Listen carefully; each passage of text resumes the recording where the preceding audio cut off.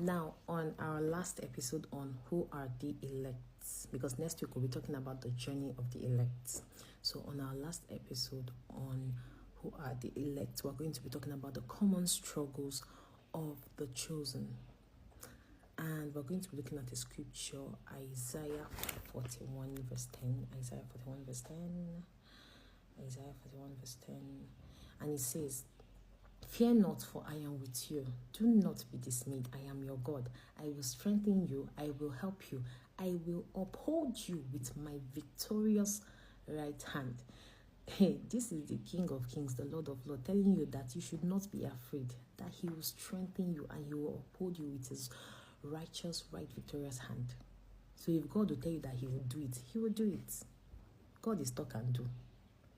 So the first one we're going to look at is doubt. And honestly, doubt, fear, and rejection. And at some point in my life, yes, this thing was very evident in my life, especially fear. I was so scared because I was like, what do people think? Can I do this? Doubt and fear, they work hand in hand. Because when you begin to doubt, fear creeps in. Because you're like, will God say this thing that God is saying, that he will uphold me, he will give me strength? Are you sure he's going to do it? Hey, it's not looking like God's what God said he's going to do for me. And then doubt steps in.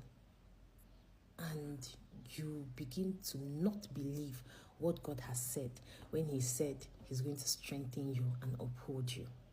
And then there's this sense of rejection. You feel like, oh, everybody don't leave me. They don't leave me waka. So many elects, when we talk about the elects, people feel they don't have struggles. They do. They do have struggles. They're humans. Don't forget that this person God has called is unqualified, has his or her flaws. The flesh is still at work, but the transformation is happening. So there are times that you start feeling or struggling with unworthiness because, oh, I have done this, I have done that, I have sinned against God, I have backbited, I have drifted from his presence. Can God use me?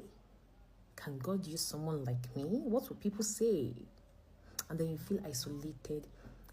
In fact, those moments of isolation is God just keeping you aside so that, like, I don't know how to put it, like the pruning season. That is like the pruning season.